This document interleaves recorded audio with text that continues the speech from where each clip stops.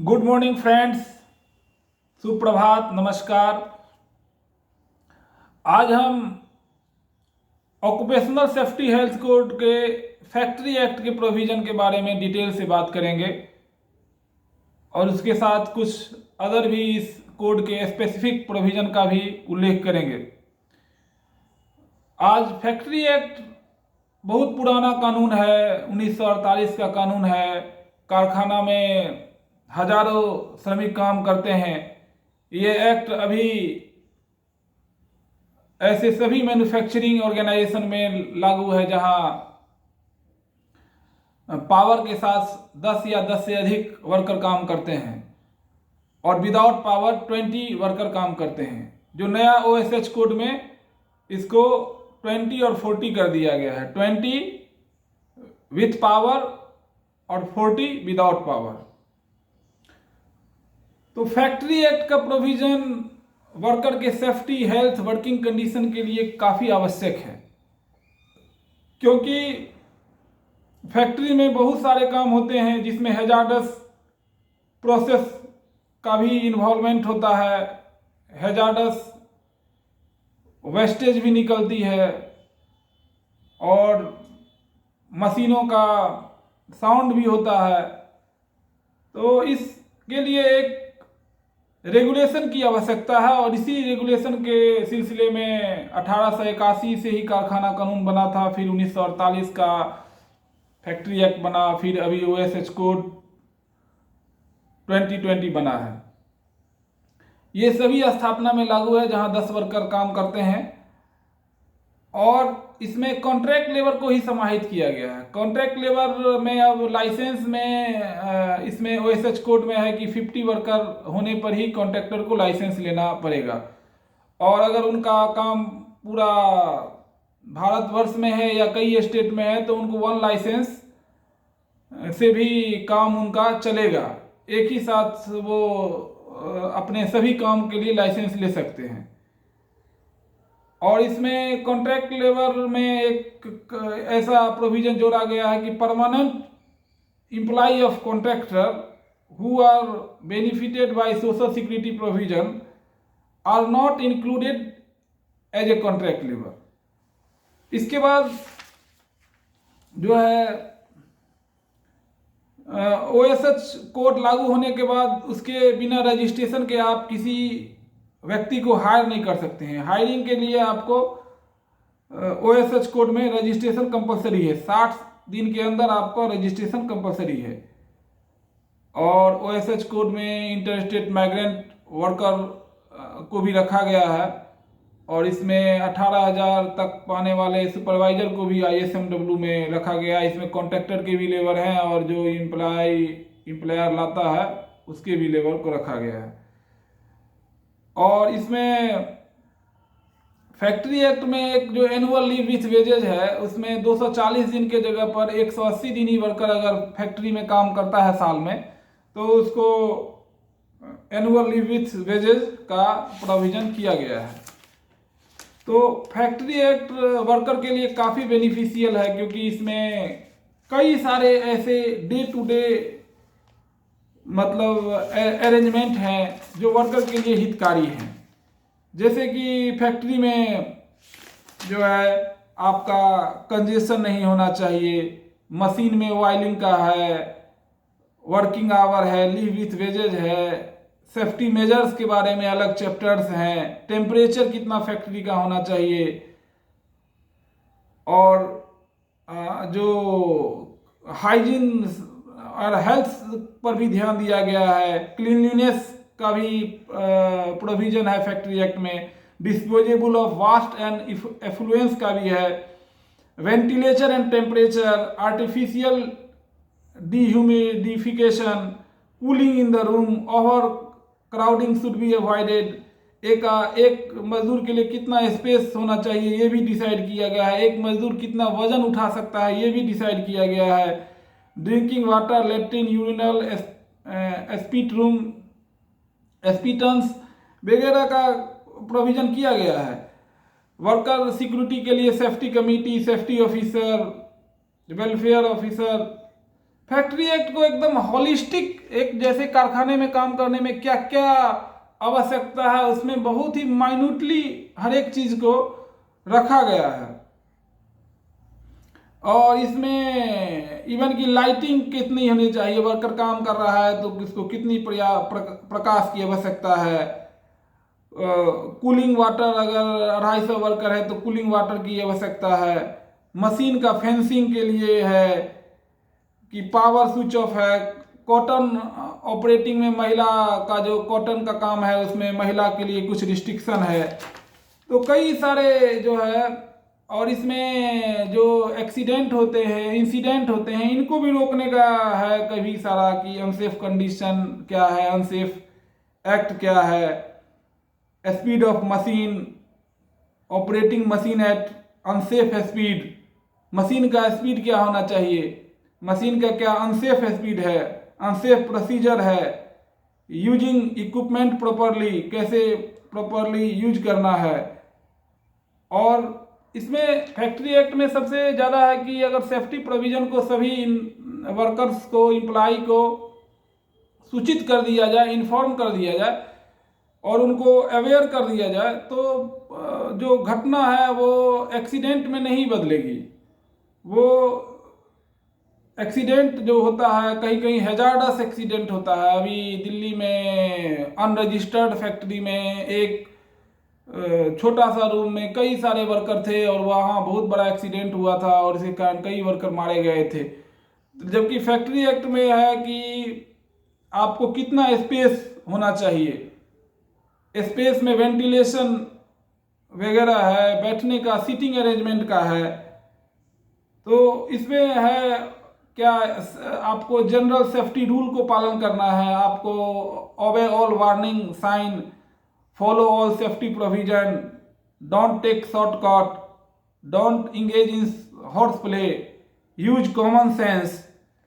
तो काफ़ी सारे प्रोविजन किए गए हैं जो वर्कर के लिए जो है काफ़ी लाभकारी है अगर उनका उपयोग किया जाए। ओवर क्राउडिंग के लिए 14.2 cubic speed for an employee रखा गया है। तो इस तरीक़ा से काफ़ी कुछ जो है फैक्ट्री एक्ट के अंदर है। अगर हम उसको डिटेल में पढ़ते हैं तो ऐसे कई सारे प्रोविजंस हैं कि जो कि हमको safe and healthy environment create करता है अगर इस प्रोविजन का सही से उपयोग किया जाए। और इसमें जो है ओवर टाइम में नया चेंज ओएसएच कोड में किया गया है कि 15 to 30 मिनट हो जाएगा तो ओवर टाइम उनको वर्कर को मिलेगा 30 मिनट मान के। और थोड़ा हम कुछ डिस्कशन कॉन्ट्रैक्ट लेबर का करते हैं कि कॉन्ट्रैक्ट लेबर भी फैक्ट्री में काम करता है। तो कॉन्ट्रैक्ट लेबर का एम्प्लॉयर कौन है? जो कॉन्ट्रैक्ट लेबर को who rolls the employee, who pays the salary, who recruits the contract labour, who dismiss the workman. तो अगर कॉन्ट्रैक्टर को ये चारों पावर है, वो ये रेगुलेट करता है, तो कॉन्ट्रैक्टर उसके लिए एम्प्लॉयर है। और उसमें अभी कहा गया है कि आप नॉन कोर एक्टिविटी में कॉन्ट्रैक्ट लेबर को हायर कर सकते हैं।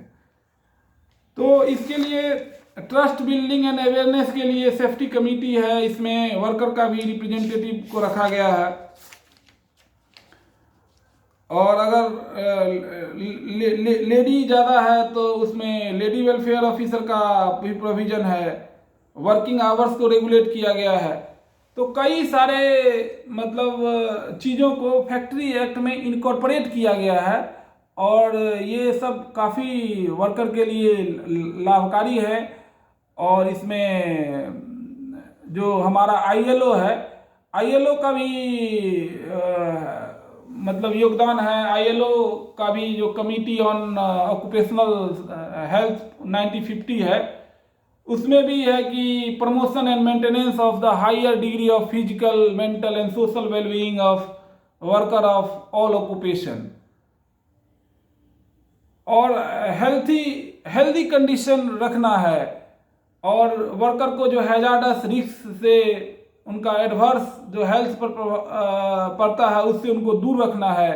and placing and maintenance of a worker in an occupational environment adapted to his physiological and psychological equipment। तो इस तरीका से ILO का भी कई सारे कन्वेंशन OSH कोड पर बने हुए हैं, जिसको हम ILO के साइट पर डिटेल में जाके पढ़ सकते हैं। और ILO समय समय पर जो है फैक्ट्री एक्ट को रेगुलेट करते रहता है। फैक्ट्री एक्ट में क्या प्रोविजन है, वर्कर के वेलफेयर के लिए क्या है, उसके बारे में समय समय पर सदस्य देशों को गाइडलाइन भेजते रहता है। तो और ILO जो एक्सीडेंट वगैरह जो हुआ है, जैसे अपना भोपाल में ही हुआ था और बड़ा ही खतरनाक एक्सीडेंट हुआ था, जिसके कारण पूरा फैक्ट्री एक्ट का चैप्टर जोड़ा गया नया 1987 में। तो उस एक्सीडेंट का कारण क्या था? उसमें एम्प्लॉयर ने अपने जो ऑक्युपायर है अपनी रिस्पॉन्सिबिलिटी को नहीं सही से निभाया था, इसलिए फैक्ट्री एक्ट में ड्यूटीज ऑफ एम्प्लॉयर भी जोड़ा गया है, ड्यूटीज ऑफ एम्प्लॉई भी जोड़ा गया है। और ये जो ILO का कन्वेंशन नंबर 155 है, ये बड़ा ही इम्पोर्टेंट है। कन्वेंशन 161, कन्वेंशन 187, और इसको बहुत सारे सदस्य राष्ट्रों ने इसको जो है सो रेटिफाई भी किया हुआ है। और ऑक्यूपेशनल सेफ्टी हेल्थ मेंटेनेंस काफ़ी आवश्यक है, और ये अपने देश में कई सारे कानून इसके लिए बने हुए हैं। फैक्ट्री एक्ट है, dock worker safety health and welfare act 1986 है, माइंस एक्ट 1952 है, building and other construction act 1996 है। तो इसमें और ऑक्यूपेशनल सेफ्टी में क्या है कि एक्सपेंडिचर है, आप अगर हेल्थ और वेलफेयर की फैसिलिटी को अपने कारखाने और स्थापना में रखेंगे तो इसमें एक्सपेंडिचर है। लेकिन आपको एक्सपेंडिचर को नहीं देखना है, क्योंकि जो वर्कर का जो कॉस्ट है, जो वर्कर को नुकसान होता है, वो बहुत ज़्यादा है। अगर कोई भी एक्सीडेंट होता है तो उसके लिए बहुत ज़्यादा जो है कॉस्ट है, वर्कर के जान माल का जो क्षति होता है तो वो बहुत बड़ा कॉस्ट है। इसलिए हमको किसी भी हालत में जो है वो सेफ्टी से कंप्रोमाइज़ नहीं करना है। जैसा कि हमको जानकारी है कि ये OSH कोड में 13 एक्ट को रखा गया है, और इसमें फैक्ट्री एक्ट को भी रखा गया है, building and other construction act को रखा गया है, और इसमें सबके लिए अलग अलग चैप्टर बना हुआ है। Building and other construction act worker, ISM worker को भी कॉन्ट्रैक्ट लेबर वर्कर के साथ ही चैप्टर में रखा गया है। और सारे जो मेन जो एक्टिविटीज़ हैं उनको इनकॉर्पोरेट किया गया है। और इसमें हेल्थ एंड वर्किंग कंडीशन जैसा कि हम डिस्कस कर चुके हैं, ventilation, drinking water, hours of work में, लीव हॉलीडे, वेलफेयर प्रोविजन में, canteen, creches, rest room, first add,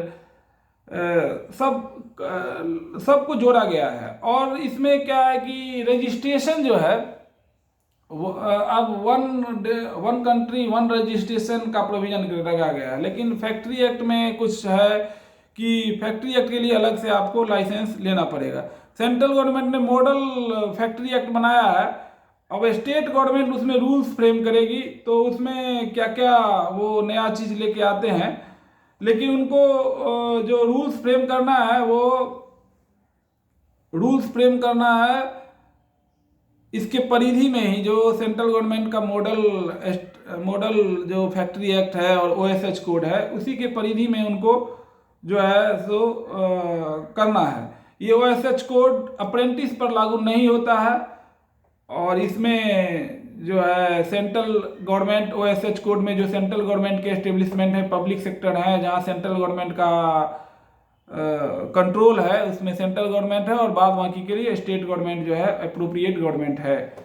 इसमें जैसे कि एम्प्लॉयर के लिए ड्यूटीज रखा गया है चैप्टर 3 में। चैप्टर 3 में है क्या कि providing work place free from hazard है, एनुअल हेल्थ चेकअप है, अगर 45 ईयर्स के ऊपर के है तो उनको 60 दिन के अंदर जो है सो एनुअल हेल्थ चेकअप करना है, अपॉइंटमेंट लेटर देना है सबको, और अगर कोई भी एक्सीडेंट होता है तो चीफ इंस्पेक्टर ऑफ फैक्ट्री को उनको बताना है।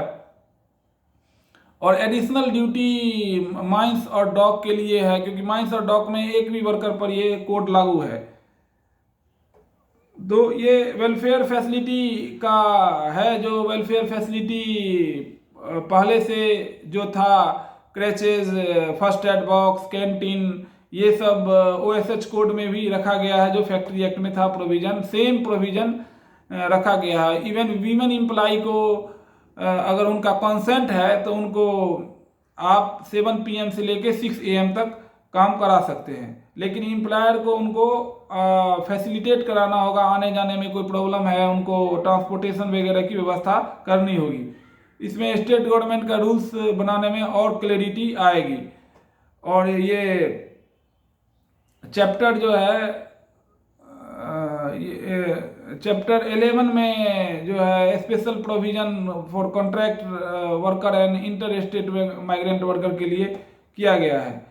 रेलिवेंट अथॉरिटी जो है चैप्टर 4 में रखा गया, इंस्पेक्टर कम फैसिलिटेटर है। National occupational safety and health advisory board है, जिनका कार्यकाल 3 ईयर होगा। और सेफ्टी कमेटी है, जो एम्प्लॉयर और एम्प्लॉय दोनों के मतलब सहयोग से चलेगा। Third party audit and certification का भी व्यवस्था किया गया है इस कोड में। इसके बाद पेनाल्टी काफ़ी बढ़ा दिया गया है। अगर किसी का एम्प्लॉय का डेथ होता है ओएसएच कोड के अंतर्गत, तो उसमें इम्प्रिजनमेंट 2 साल का है, फाइन 5 लाख का है, और दोनों हो सकता है। और ये punishment for causing obstruction to inspector में भी फाइन 1 लाख है, इम्प्रिजनमेंट 3 लाख है। और इसमें भी जो फाइन है वो 6 month to extend to 6 month हो सकता है, और रिपीट करने पर 2 लाख हो सकता है। Punishment for non maintenance of registered record, non filing of return में भी पेनाल्टी जो है 50,000 है। और अगर दोबारा कन्विक्टेड अगर होते हैं तो उनके लिए 2 लाख है। और इसमें एक चीज़ किया गया है कि जो एक्सीडेंट वगैरह होता है उसमें जो जुर्माना लगेगा, उसमें एम्प्लॉयर को भी उस जुर्माने का 50% दिया जाएगा। तो रिसर्च रिलेटेड एक्टिविटी का भी प्रोविजन किया गया है। और ये safety and occupational health survey और स्टैटिस्टिक्स वगैरह का भी ओएसएच कोड में वर्णन है। ओएसएच कोड में जो है सो काफ़ी कुछ नया चीज़ भी लेके लाया गया है। और इसे जैसे कि एक टोल फ्री हेल्पलाइन का व्यवस्था इंटरनेट स्टेट माइग्रेंट वर्कमैन के लिए जो है द अप्रोप्रिएट गवर्नमेंट को प्रोवाइड करना है। और इंटर स्टेट माइग्रेंट वर्कमैन पर भी वो जो है स्टडी होगा, study on inter state migrant workman. तो इस तरीका से काफ़ी कुछ जो है सो मतलब कोड में किया गया है। और जो फैक्ट्री एक्ट के अंतर्गत जितने सेफ्टी प्रोविजन है उनको यथावत रखा गया है, उनको स्टेट गवर्नमेंट भी यथावत रखेगी। जैसे कि मैन्युफैक्चरिंग प्रोसेस में है कि आप सारा बहुत जो फैक्ट्री के प्रोविजन में आने के लिए आपका मेकिंग है, अल्टरिंग है, रिपेयरिंग वर्क है, ऑर्नामेंटिंग है, फिनिशिंग है, पैकिंग है, वाइलिंग है, वॉशिंग है, क्लीनिंग है, ब्रेकिंग है, डेमोलिशिंग है, preserving of storage any article in cold storage है, प्रिंटिंग और कंपोजिंग है, जनरेटिंग, ट्रांसफॉर्मिंग और ट्रांसमिटिंग पावर है, पंपिंग ऑफ ऑयल और वाटर सीवेज का वर्क है, ट्रीटिंग और एडेप्टिंग है। मतलब फैक्ट्री एक्ट के प्रोविजन में काफ़ी सारे पहले से ही समाहित है, और उसको अभी फैक्ट्री एक्ट 1948 ही एप्लीकेबल है। और उसमें इन सब चीज़ को ओएसएच कोड में भी रखा जाना है, क्योंकि गवर्नमेंट जिस तरीका से ओएसएच कोड बनाई है उसमें वो अमलागमेशन है फैक्ट्री एक्ट 1948 का। तो ऑक्यूपायर का बड़ा रोल है इसमें। ऑक्यूपायर जो है, ऑक्यूपायर का होता है कि who has ultimate control of over the affair of the factory, और उनका बड़ा रिस्पॉन्सिबिलिटी है, क्योंकि हैजार्डस एक्टिविटी के बारे में भी उनको जो है अथॉरिटी को सूचित करना है टाइमली, उनको रिटर्न वगैरह भी टाइमली इंश्योर कराना है, सेफ्टी, हेल्थ, वर्किंग कंडीशन, ये सारे प्रोविजन को उनको लागू करना है। और तो ऑक्युपायर का काफ़ी इसमें रोल है। इवन कि प्राइवेट फैक्ट्री में जो प्राइवेट मैनेजमेंट है उसमें तो डायरेक्टर को ही ऑक्युपायर बनना है, और इस तरीका से ऑक्युपायर का है। एक मैनेजर भी है जो day to day affairs factory का देखेगा, तो उसके लिए भी है।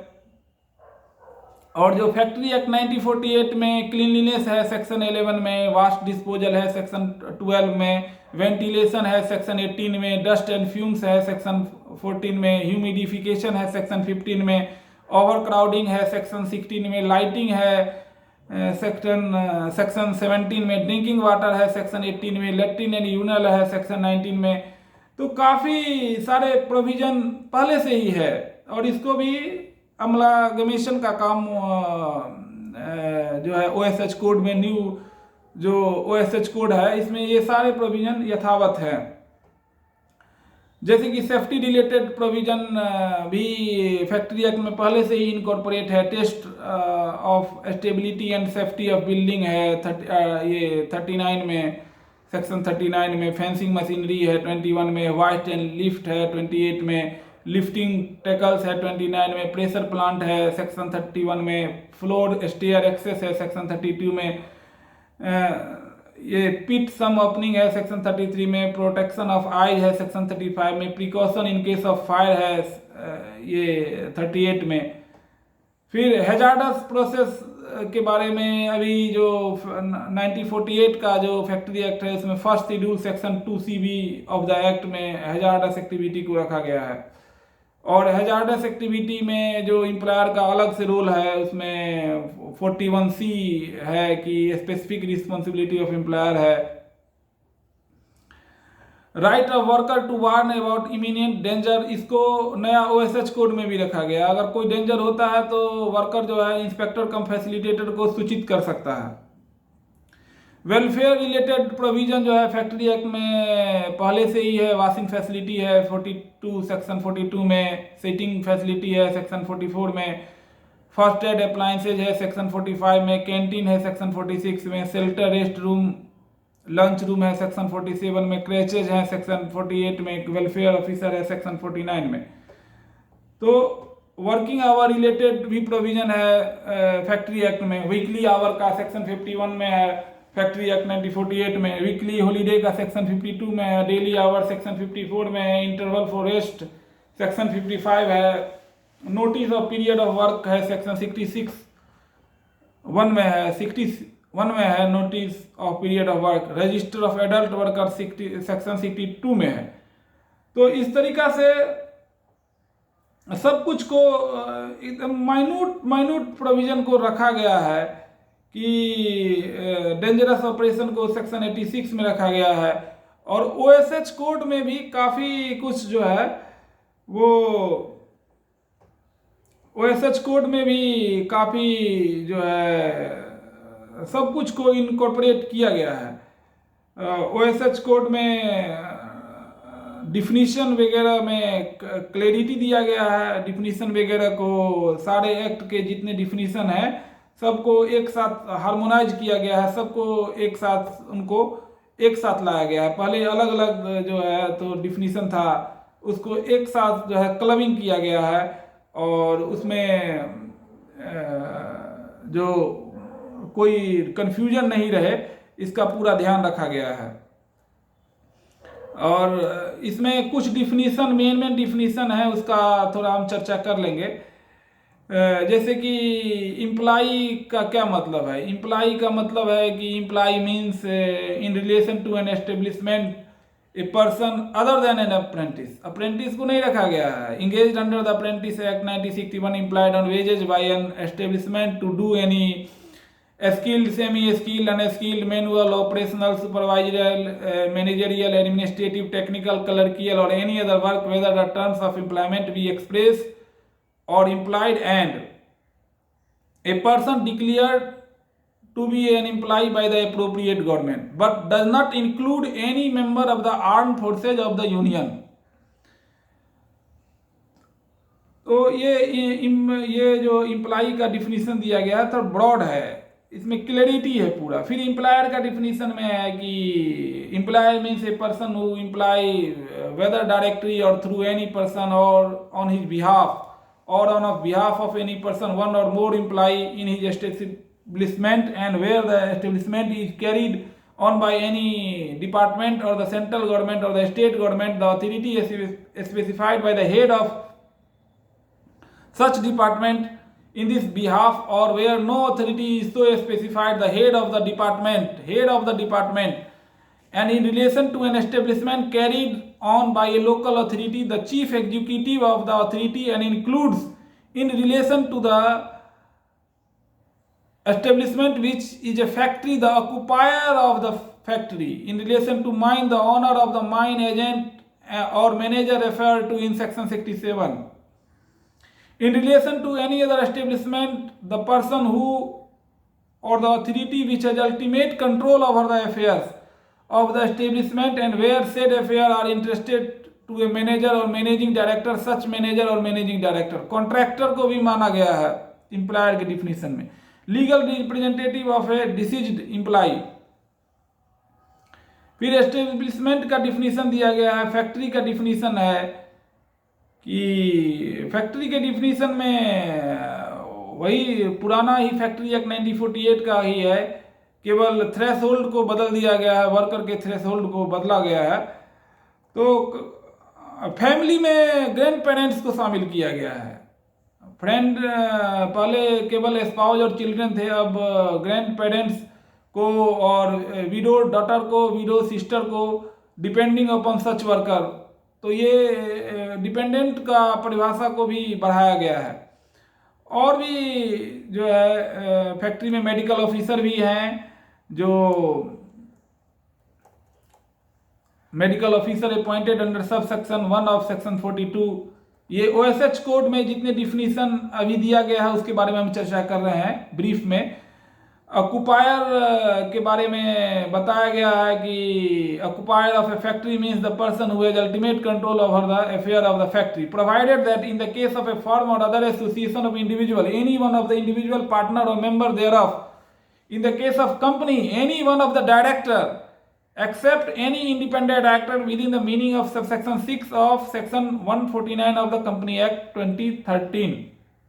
इंडिपेंडेंट डायरेक्टर जो है वो ऑक्युपायर नहीं हो सकता है. और in the case of a factory owned or controlled by central government or state government or any local authority, the person or person appointed to manage the affair of the factory by the central government, the state government or the local authority or such other authority as may be prescribed by the central government. तो काफी definition में काफी अब clarity आ जाएगी, क्योंकि ये पहले क्या था कि डिफिनीशन में हर एक एक्ट में अलग अलग डिफिनीशन था, लेकिन अब सब एक्ट में जो है डिफिनीशन को एक कर दिया गया है. जैसे आपका वर्कर का डिफिनीशन है कि worker means any person employed in an establishment to do any manual, unskilled, skilled, technical, operational, clerical or supervisory work for hire or reward, whether the terms of employment be express or implied, and include working journalist and self promotion employee, but does not include who is subject to the Air Force Act, Army Act or the Navy Act, who is employed in the police service or as an officer or other employee of a prison, or who is employed mainly in managerial or administrative capacity. Worker के definition में managerial और administrative capacity के employ को नहीं रखा गया है. और who is employed in supervisory capacity, अगर सुपरवाइजर जिसका वेज अगर वेज 18,000 से अबव है उनको भी नहीं रखा गया है. Who is employed in a supervisory capacity drawing wages exceeding 18,000 rupees per month or an amount as may be notified by the central government from time to time. और फिर OSH कोड में चैप्टर 2 में registration का provision है. Chapter 1 में हम definition देख लें. फिर चैप्टर 3 में जो OSH कोड में है उसमें duty of employer and employee का है. अब एम्प्लॉयर का भी ड्यूटी है कि उनको वर्क प्लेस को फ्री फ्रॉम हैजार्ड करना है, ensure that work place is free from hazard which are cause और लाइकली टू कॉज इंजूरी और occupational disease to the employee, और उनको ensure comply with the occupational safety and health standard declared under section 18 of the rules regulation by law और order made under this code. Chapter 3 में section 6 में employer के duty को detail से बताया गया है. और फिर इम्प्लाई का भी ड्यूटी बताया गया है। और जो हमारा सप्लायर है वो भी अगर हैजार्डस कोई सप्लाई करता है तो उसका भी रिस्पॉन्सिबिलिटी है। सप्लायर को भी पहली बार जो है सो वेंडर सप्लायर के लिए भी रिस्पॉन्सिबिलिटी दिया गया है। सेक्शन 13 में इम्प्लाई का भी है कि वो जो health and safety related provisions है उसका पालन करेगा। तो काफ़ी कुछ मतलब इसमें है। और इनको इम्प्लाई को जो है notice of certain dangerous occurrence के बारे में भी बताना है। सेक्शन 11 में दिया गया है, where in an establishment there is any dangerous occurrence of such nature whether causing any bodily injury or disability or not the employer shall send notice thereof to such authority and in such form and within such time is as may be prescribed by the appropriate government.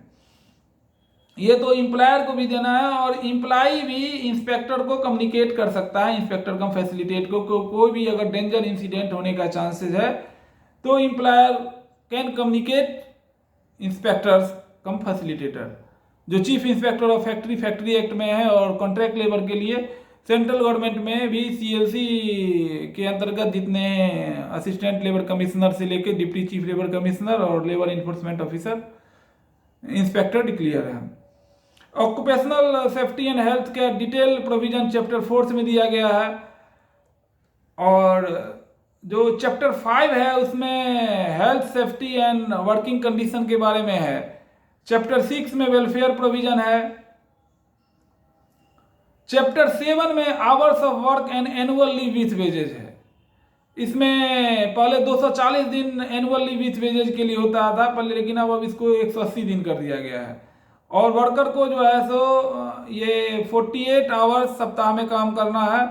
और over time उनके permission से होगा। और over time में अगर उनको over time कराया जाता है तो उनको दुगुना दर से होगा। सप्ताह में 48 आवर्स का वर्किंग पीरियड डिसाइड किया गया है। और इसमें काफ़ी सारे हैं कि अगर वर्कर को आप इस पीरियड से ज़्यादा काम कराते हैं तो आपको चीफ इंस्पेक्टर ऑफ फैक्ट्री से परमिशन लेना होगा। फिर उनको कंपेंसेटरी रेस्ट देना होगा। कंपेंसेटरी रेस्ट में एक चेंजिंग किया गया है कि वो 1 महीना के भीतर ले सकते हैं। तो इसमें बड़ा एक क्लैरिटी दिया गया है खासकर कंपेंसेटरी रेस्ट के बारे में। कंपेंसेटरी रेस्ट के बारे में इसमें थोड़ा चेंजेज किया गया है क्योंकि वो जो है इसको हम थोड़ा पढ़ना चाहेंगे कि no worker weekly and compensatory holiday. क्योंकि कभी कभी क्या है कि एम्प्लॉयर उनको लगातार काम में लगा देता है।